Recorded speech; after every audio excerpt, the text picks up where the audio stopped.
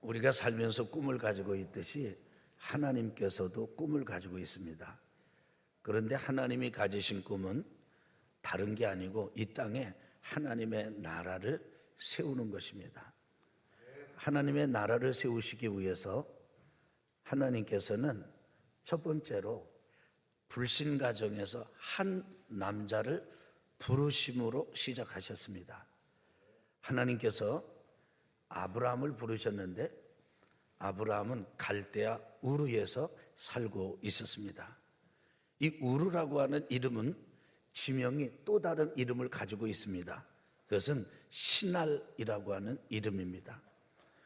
여러분이 우르를 시날로 바꿔서 이렇게 이해를 하다 보면 연결되는 게 있을 것입니다.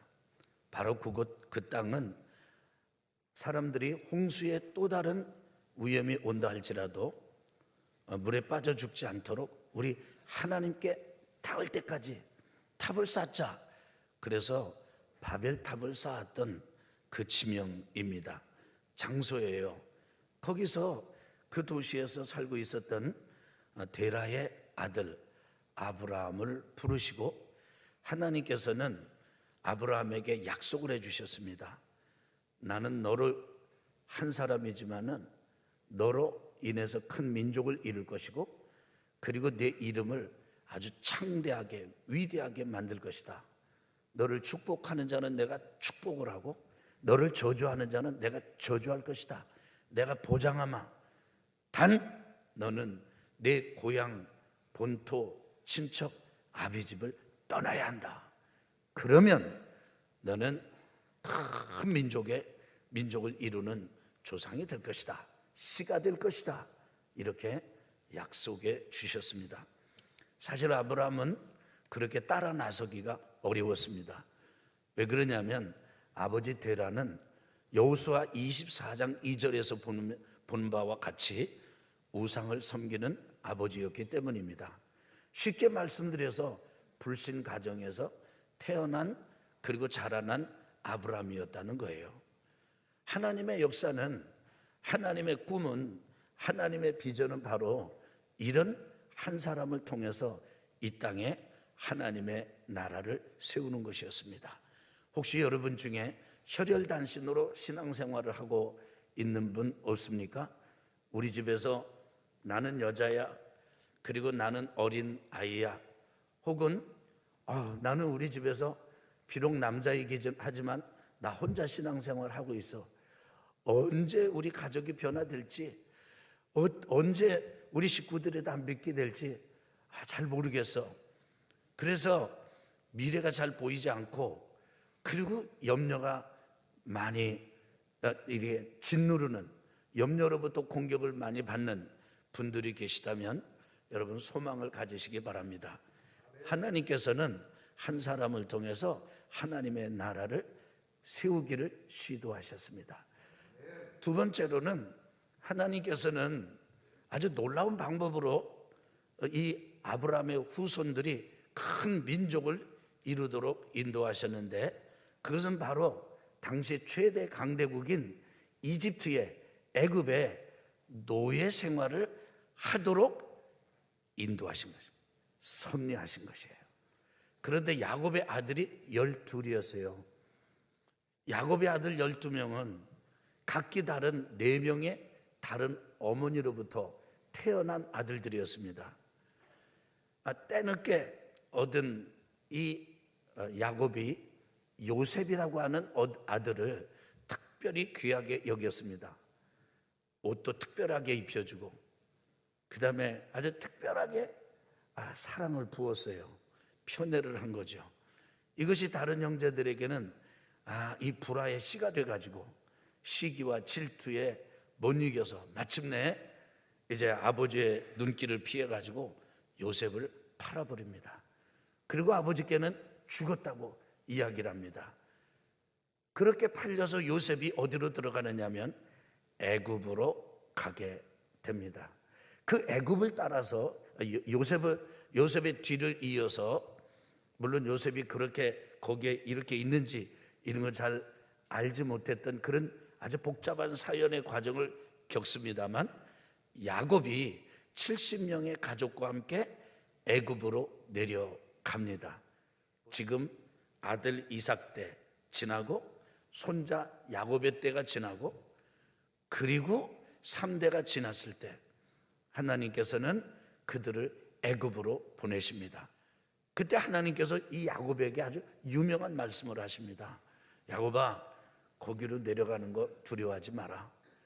내가 너희를 거기서 큰 민족을 이루게 할 것이다. 근데 그렇게 말씀하시기 전에 하나님께서 이 야곱에게 자기를 소개하시기를 한번 따라합시다. 나는 내 조상의 하나님이니. 그 말은 무슨 말입니까? 나는 너의 할아버지 아브라함의 하나님이다. 내가 아브라함을 불렀다. 내가 아브라함에게 약속했다. 너희들 애굽으로 내려가는데 형편 따라 내려간다고 생각하지 마라. 시세 따라 내려간다고 생각하지 마라. 그건 나의 뜻이다. 내가 너희 조부하고 아브라함하고 약속한 것을 거기서 너희들을 통해서 이룰 것이야.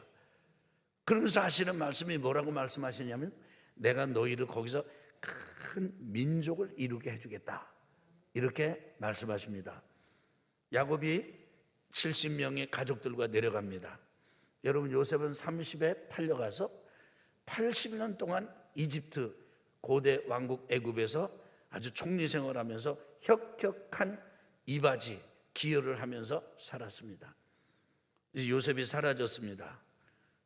모든 사람이 죽는 대로 죽음의 길을 갔습니다. 요셉에 대한 기억이 사라졌습니다.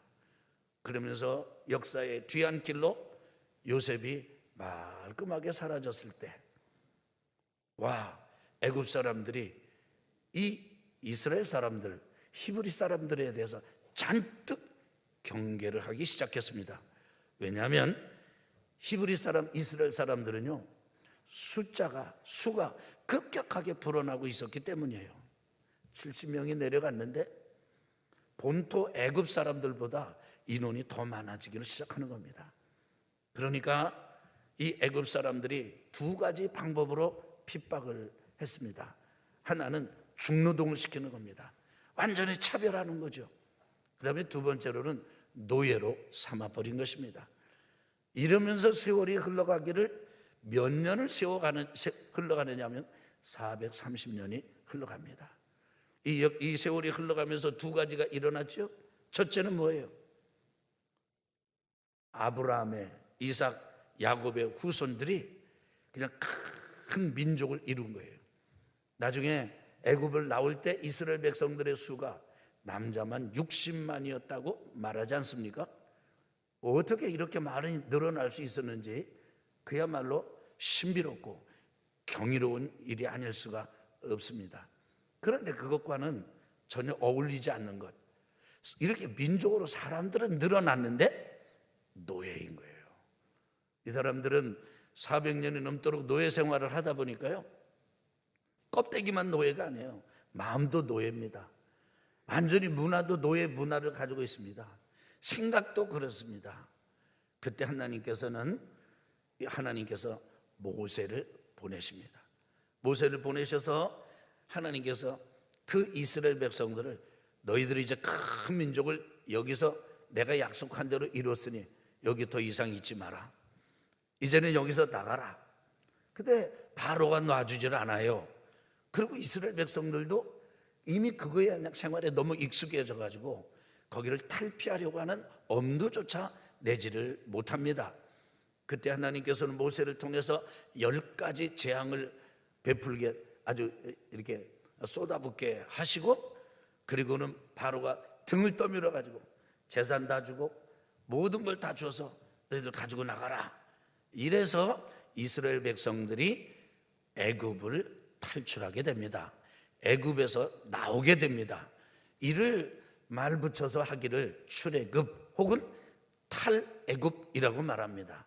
만약에 모세를 통해서 이렇게 이스라엘 백성들이 애굽에서 나온 것을 출애굽이라고 말하고 탈애굽이라고 말한다면 요셉을 끝나풀로 하고 연결이 돼서 야곱의 70가족이 애굽으로 들어간 것을 뭐라고 표현할 수가 있겠습니까? 입애굽이라 할 수가 있을 거예요. 애굽 그곳에서 머무는 동안 이스라엘 백성들은 하나님께서 선택을 받았음에도 불구하고 이해할 수 없는 두 가지 일, 그것은 민족은 숫자는 늘어나는데 신분은 노예로 전락해버리고 만 거죠. 하나님께서 모세를 통해서 그들을 불러내십니다. 뭐를 베끼는 겁니까? 큰 민족이 너희들 됐으니 더 이상 여기 머물면 안 된다. 너희들 나가야 된다. 너희들이 여기 노예로 있으면 안 돼. 너희는 자유인이 되어야 할 거야. 우리 아멘 합시다. 그리고 나의 백성이 될 거야. 저는 이것을 한자로 신민이다, 자유 신민이다, 이렇게 표현을 했습니다. 하나님께서는 모세를 통해서 이스라엘 백성들을 자유 신민으로 부르시는 거예요. 10가지 기적만, 재앙만 기적이 아닙니다. 이스라엘 백성들이 그 노예의 과거를 단절하고 큰 민족이 되어 하나님의 섭리가 이루어져 가지고 애굽을 나와서 다시 되돌아가지 않도록 하나님께서는 홍해를 건너게 하시고 광야를 지나서 또 광야를 지나서 여기 지금 신의 광야까지 인도하셨습니다. 신의 광야에 이르렀을 때 하나님께서는 이 이스라엘 백성들을 신의 광야 거기에 진을 치고 머물게 하셨습니다. 그곳에서 1년 동안 머물도록 하셨어요. 그리고는 모세를 부르셨습니다. 모세에게 말씀하셨습니다. 모세야, 너희 백성들, 이스라엘 백성들은 전부 여 시내산 기슭에 모여 있어라. 경계선을 전하고 절대 올라오지 못하게 하라. 그리고 너만 올라와라. 하나님께서 시내산 정상에서 모세를 부르셨습니다. 하나님께서 모세와 만나 말씀하실 때 구름이 임해서 모세를 덮어버렸습니다. 아주 은밀하고도 신기하고도 경이로운 하나님의 임재와 영광의 구름 속에서 하나님께서는 모세에게 두 가지를 말씀하셨습니다. 첫째는 10계명을 너희 백성들에게 준다 말씀하셨습니다. 여러분, 하나님께서 원래는 10계명을 이스라엘 백성들 전체에게 주셨어요. 말씀하셨어요. 근데 그때 얼마나 이스라엘 백성들이 두려워하고 무섭고 떨었던지 이스라엘 백성들이 모세에게 부탁을 합니다. 제발 하나님 우리한테 직접 말씀하지 마시고 당신을 통해서 좀 말씀하게 해주십시오. 그러니까 당신이 좀 받아가지고 우리한테 얘기를 해주면 우리가 다 하나님께서 직접 말씀하신 것을 따르듯이 당신을 통해서 들은 하나님의 말씀을 따르겠습니다. 이렇게 부탁을 했습니다. 모세도 그 부탁을 들어주었고 하나님도 그 부탁을 들어주었습니다. 그래서 십계명과 함께 율법을 허락해 주셨습니다. 법을 주신 거예요. 여러분, 십계명과 이 십계명은 이스라엘 백성에게만 허락된 법이라고 생각하시면 안 됩니다. 그렇다면 그 사람만 지키지 여러분과 제가 지켜야 될 이유가 무엇입니까? 이 땅에 하나님 나라 백성으로서 보편적으로 지켜야 될 근본 헌법과 같은 것이에요. 법을 주신다, 헌법을 주신다. 목적이 무엇입니까? 나라입니다. 드디어 아브라함을 통해서 내가 너를 큰 민족을 이루고 이름을 위대하게 하고 이러면서 하나님께서 꾸신 꿈, 가지셨던 비전이 애굽 그 기나긴 아주 천신만고 끝의 이런 역사를 통해서 광야에서 틀이 잡히는 겁니다. 기틀이 잡히는 겁니다. 법을 주셨어요. 두 번째, 법만 주신 것이 아니고 두 번째 뭘 주셨냐면 하나님께서 내가 너희를 직접 만나겠다. 이게 무슨 뜻입니까? 하나님께서 직접 다스리겠다는 거예요. 다른 나라, 주변 나라 많이 있었습니다. 그런데 그 나라 사람들은 이집트만 하더라도 신이 왕이 아니에요. 신이 아닌 바로가 다스리는 나라예요. 바로가 신의 형통함, 이 신통력이라든지 도움을 받아가지고 다스리는 나라였죠. 주변의 나라들은 다 제 임금들이 있었습니다. 근데 하나님께서는요, 법을 주시고 너희들에게는 왕이 필요 없어. 내가 왕이야. 그리고 너희를 더 이상 내가 이제 이렇게 불러 올릴 게 아니야. 내가 너희들에게로 내려갈 거야. 우리 아멘 합시다. 그래서 처소를 하나 만들자. 여러분, 우리 젊은이들이 있기 때문에 좀 알아들을 수 있을 것 같아요. 거룩한 처소, 그것을 홀리 플레이스라고 말하고 또 다른 이름으로는 생추얼이라고 말합니다. 야, 내가 너희들을 만나고 너희 백성들하고 만나는 거룩한 장소를 지정하자. 그리고 거기 막을 건축해라. 성막이다. 내가 너희를 만나는 거기 때문에 회막이라고도 부를 것이다. 그래서 규격은 이렇게 하고 모양은 이렇게 하고 재료는 뭐로 하고 이렇게 만드는데 그런데 이렇게 만드는 게 중요한 게 아니야. 여기에서 모세야, 나는 너 말고 너도 필요하지만 내가 또 필요한 사람들이 있단다. 모세야, 이 이스라엘 백성들에게 반드시 필요한 사람들이 있단다. 그것은 제사장이야. 근데 제사장은 아무나 시키지 마. 내가 시켜야 될 제사장은 내 형 아론이야. 그리고 그 형 아론의 네 아들 나답과 아비후와 엘르아살과 이다말, 이 네 사람을 제사장으로 세워라. 근데 제사장으로 세운다고 해서 아무렇게나 세우면 안 된다. 제사장은 첫째로 의복을 받고 입어야 된다. 그리고 두 번째로는 내 앞에서 나와 함께 여기에서 백성들을 대신해서 제사를 집례할 수 있어야 된다. 이게 엄청 중요한 일이다. 다시 말하면 예배를 드리는 예배자가 되어야 한다 말씀하신 거예요. 그래서 그 아론과 아들들 제사장을 세울 때 첫째는 물로 몸을 씻고, 물로 뭐를 씻어요? 몸을 씻고, 두 번째로는 옷 갈아입히고, 옷도 속옷 2개, 겉옷, 에봇, 그 다음에 가슴 흉패, 머리에 관, 앞에 순금, 패, 여호와께 성결 이렇게 써붙이게 하고, 그리고는 기름을 부어라. 그래서 모세가 하나님께서 말씀하시는 것을 그대로 듣습니다. 자, 제사장이 되려면 어떻게 해야 된다고요? 첫째는 몸을 씻어야 됐습니다. 두 번째는 어떻게 해야 된다고요? 예복을 입어야 됐습니다. 그 다음에 세 번째로는 어떻게 된다고요? 기름 부음을 받아야 됐습니다. 일반 사람들이 그저 신학 공부하고 인턴 과정을 거쳐서 목사 안수를 받을 때 안수리를 거칩니다. 그 다음에 또 성도들이 집사권서 장로 돼가지고 우리 감리교의 경우는 목회자만 안수를 하는 게 아니라 장로님들도 안수를 하도록 합니다. 그 직무를 맡기길 때 위임식, 취임식 이렇게 구별하신 거예요. 하나님께서 그냥 아무렇게나 하는 게 아니에요. 다시 한번요. 여러분, 첫째는 뭐를 물로 씻고 몸을 물로 씻고, 두 번째는 뭐를 받고 있고요? 의복, 예복으로 받고 있고, 세 번째로는 뭐를 바르고요? 기름을 바르고요. 그런데 그것만이 전부가 아닙니다. 오늘 말씀해 보니까 이렇습니다. 너는 말이야, 이렇게 모세야 제사장 위임하고 취임을 하도록 할 때, 구별할 때 그 사람들을 위해서 숫소 1마리를 잡아야 돼. 그 다음에 순양 2마리를 잡아야 돼. 그러니까 뭐 한두 시간 예식 끝나는 게 아닙니다. 뭐 집사 임명장 받고 그냥 한두 시간 예배 드리고 끝나는 게 아니에요.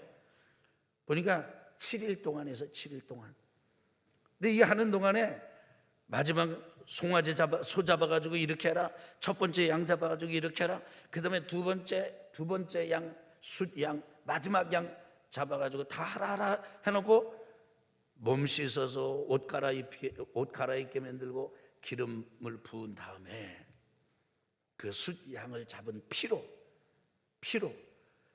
이 제사장들의 몸에 바르는데 아주 독특한 부위에 바르도록 합니다. 오른쪽 귓부리에 바르고, 오른쪽 손 엄지에 바르게 하고, 오른발 엄지에 바르도록 합니다. 그것으로 끝이 아니에요. 이렇게 바른 다음에 여러분도 그 느낌이나 어떤 분위기나 지금 어떤 그거 좀 아시겠지요? 피를 바르는 게 뭐예요?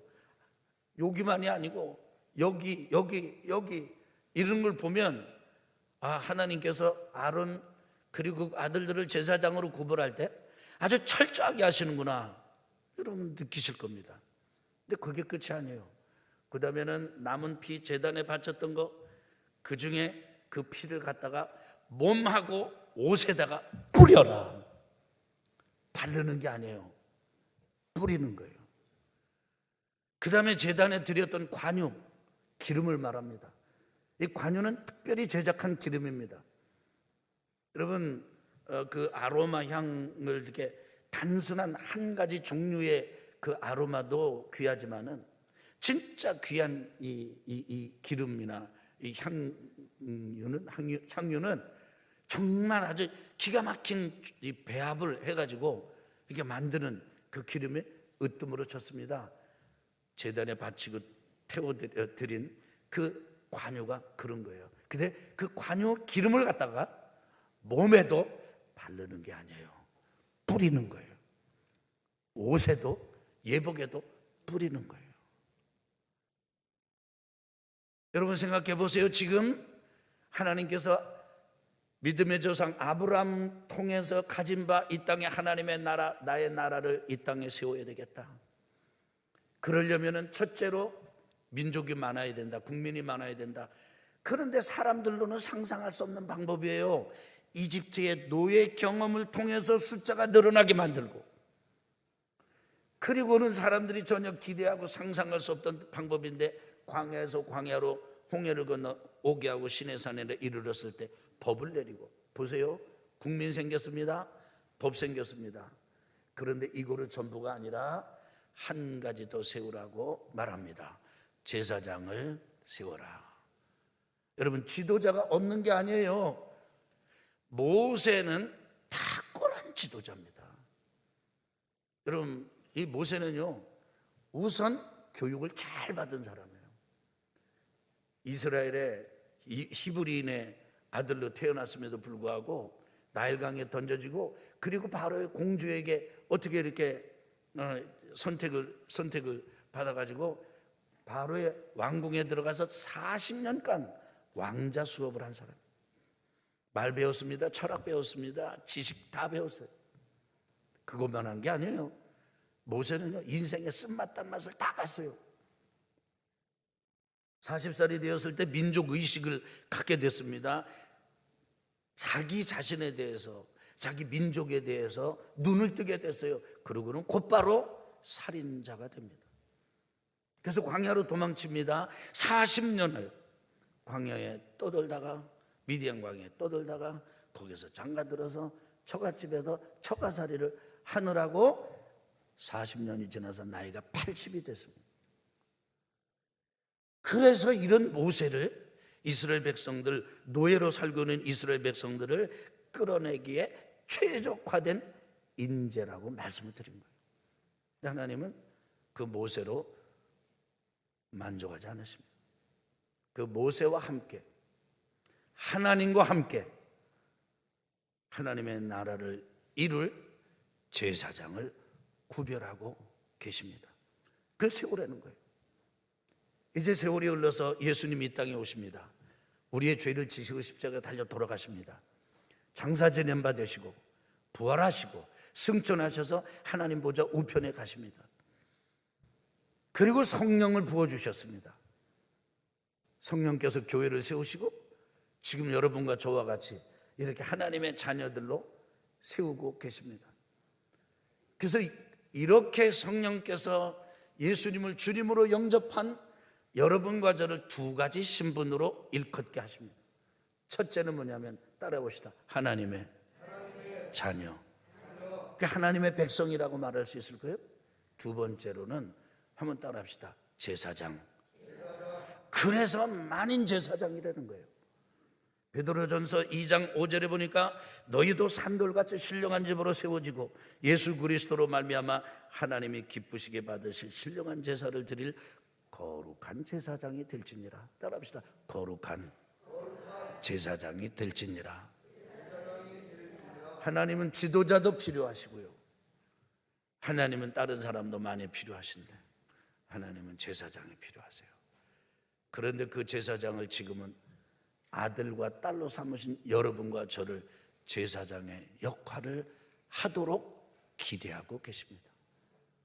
사랑하는 성도 여러분, 여러분과 저는 우리 가정에 믿음의 제사장인 줄로 믿습니다. 우리 직장도 그렇고요, 사업장도 그렇고요, 우리가 사는 동네도 그렇습니다. 우리는 우리 자신을 제사장이라고 봐주기에 내가 나를 봐도 흡족하지 않습니다. 근데 사실 아브라함의 이야기를 읽다 보면은 아브라함의 영웅 스토리도 은혜가 되지만은 아브라함이 아주 어떻게 저렇게 할 수 있지? 이런 아주 그 좀 미성숙한 이런 두려움에 잠기고 불안에 떠는 이런 모습을 접하면서도 은혜가 됩니다. 아브라함도 이삭도 야곱도 요셉도 결코 완벽한 사람들이 아니었는데 그들을 통해서 하나님은 하나님의 나라를 꿈꾸고 계신 거죠. 하나님은 여러분과 저 온전치 못해도 부족해도 우리가 살고 있는 우리 가정이, 가족이, 가문이 하나님의 나라로 바뀌는데 아주 주요한 역할을 하도록 기대하고 계십니다. 아들아, 너는 나의 제사장이야. 아론과 내 아들을 세울 때 그때는 요 사람들만 제사장이었어요. 레위 지파가 이어받습니다. 그들만 제사장이 될 수 있었어요. 우리 주님 십자가 사건 성령 강림 이후에 제사장은 그들만 될 수 있는 게 아니에요. 어떻게 될 수 있는 것입니까? 여자도 될 수 있습니다. 어린아이도 될 수 있습니다. 나이 많은 분들도 될 수 있습니다. 물론 남자도 될 수 있습니다.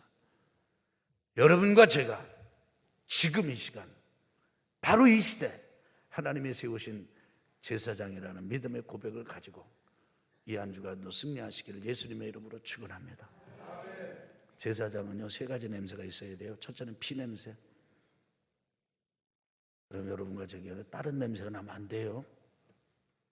예수님의 피 냄새, 제물이 흘린 피 냄새, 어린 양 되시는 예수님의 피 냄새. 두 번째는 성령의 기름입니다. 그리고 세 번째는 제물이 타는 냄새입니다. 여러분과 저에게서 게으름의 냄새가 떨어져 나가게 되기를 예수님의 이름으로 축원합니다. 얼굴을 보면 보니까 아유 너무 뭐 그냥 영적으로 죽어서 이렇게 하면 안 돼요. 옆에 보세요. 얼굴 한번 보세요. 살았습니까? 죽었습니까? 놀이 중에 이런 놀이 있죠. 살았니? 죽었니? 어린애들 하는 거 있죠. 나 여러분 그렇게 말 시켜보고 싶어요. 여러분 살았습니까? 얼굴이 살아있어야 됩니다. 생명의 냄새가 나야 됩니다. 우리 아멘 합시다. 아멘 합시다. 아멘. 아멘. 그래서 비록 우리가 이 땅에 앞으로 얼마나 더 있다가 세상을 떠나는지 알 수 없지만은 제사장의 발걸음을 팔자취를 남기고 하나님 나라 입성하는 모든 교우 여러분 그리고 제가 되기를 예수 그리스도 이름으로 축원합니다. 우리 가슴에